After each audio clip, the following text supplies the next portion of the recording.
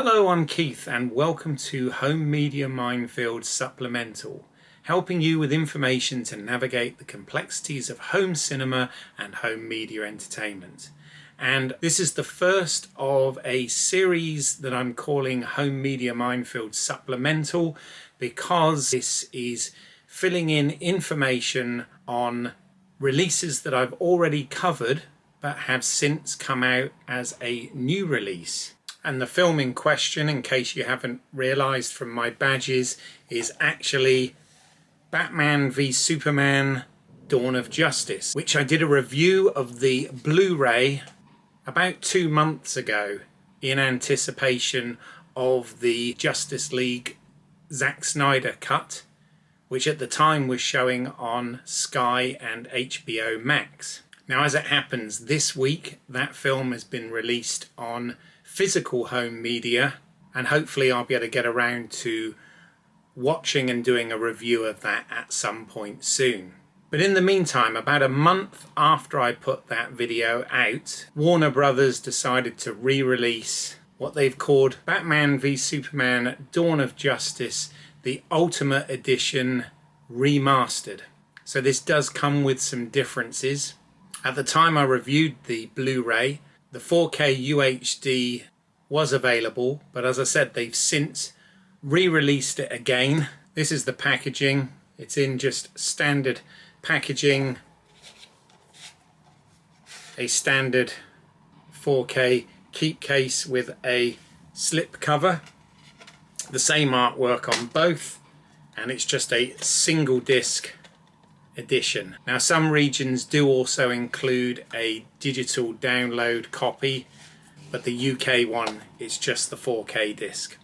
But there have been some significant changes to this release. So first of all, the main difference, and this is why they're calling it an enhanced edition, is that the film has been color graded again to make some of the colors pop a little more than it did before. So some of the colour on Superman's costume, as well as some of the desert scenes and the dream sequence, are a little bit more vibrant than they were previously. But the main difference is that they have restored the IMAX sequences, of which there are about 4 in the film, back into their aspect ratio. So much like Christopher Nolan does with many of his home media releases, you now have a shifting aspect ratio on this to accommodate those IMAX scenes in their full ratio. Now, as far as the picture goes on this, it does look beautiful. The high dynamic range really works, looks much better than the Blu-ray that I previously reviewed, and the IMAX scenes are now all fully restored in their beauty. It all looks great. I did notice one thing in one of the IMAX sequences towards the end of the film when it's a funeral scene, and the top right hand corner had actually caught part of the lens flag just for a few moments, but I was quite surprised that they didn't correct that while they were at it. But from everything I've heard, the quality of the video on this is much better than the previous 4K UHD release, which I hadn't seen. As far as the audio on this goes, it's got the same Dolby Atmos track that was on the Blu-ray and former 4K UHD release. Now, apart from that, it now includes a 30-second intro by Zack Snyder. It's just him really explaining that some of the scenes are in a different aspect ratio so that they could show the IMAX scenes in the correct ratio. But that wasn't really what I was excited about. What I was more excited about was it includes now an audio commentary by director Zack Snyder. Now, this is obviously a 3-hour movie, and Zack goes into quite a lot of detail. He's quite good at audio commentaries. He seems to get the balance right between production history and bigger themes and storylines. So he talks a lot about both the thematic and aesthetic mythological references, whether they be biblical or Arthurian, as well as its references to the works of Joseph Campbell. Talks about some of the origins as well, with references to the old Zorro movie serials, as well as the comic books themselves, with the influence from some of Frank Miller's graphic novels. He also points out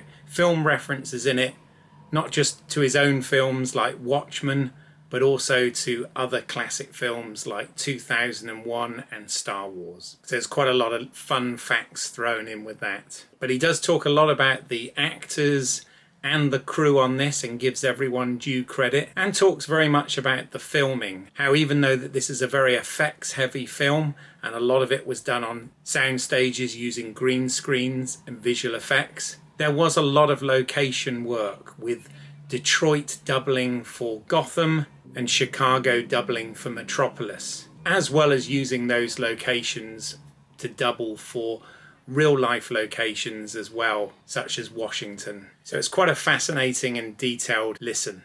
And when I put this out as an announcement below my original review video, a few people asked, was it worth getting this? And this is where my channel really does earn its name, because it is still somewhat of a minefield. Because with this version, even though you get this new commentary, you get the enhanced grading and the correct IMAX ratios for those scenes, it is still just the ultimate edition of the film that you get here.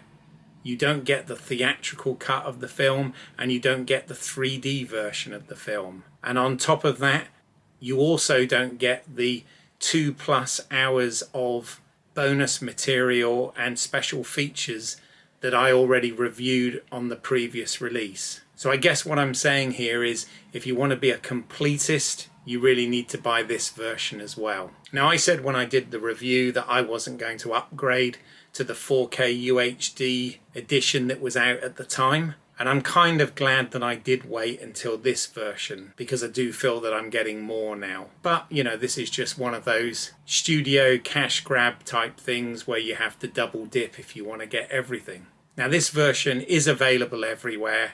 It's not the most expensive disc out there, so you can pick it up quite reasonably. And there aren't any different packaging options or artwork options from what I've seen. What's included and the special features are all the same across the board. As I mentioned, some regions do include a 4K digital download as well, but we didn't get that on the UK version. So do I think it's worth the upgrade? Well, for the ultimate edition of the film, I would say it probably is. Also, if like me you enjoy your audio commentaries, this is quite a comprehensive commentary track. However, if I didn't have the previous version, I'd be upset that I didn't get the 2 hours of extra bonus material as well. So there you go, but I just thought I'd do a little supplemental video like this to go with the previous ones. If you want to see the previous unboxings and reviews, please check out the video on this channel. And also, if you found this useful and like this sort of thing, consider giving this video a like. Now, I'm currently 1 week away from being a year old as a channel, and I'm currently up to 310 subscribers. I'd love it if I could get close to the 365 by this time next week. So if you haven't already subscribed, please consider doing so. It doesn't cost anything and it really helps the channel. I'd really appreciate it. I'm also going to put some links down below to other videos, other work, and where you can find these various releases. If you do have any questions or comments, please put that in the section down below and I'll see if I can help. But in the meantime, I appreciate your time at this supplemental video, and I will speak to you at the next Home Media Minefield. Bye for now.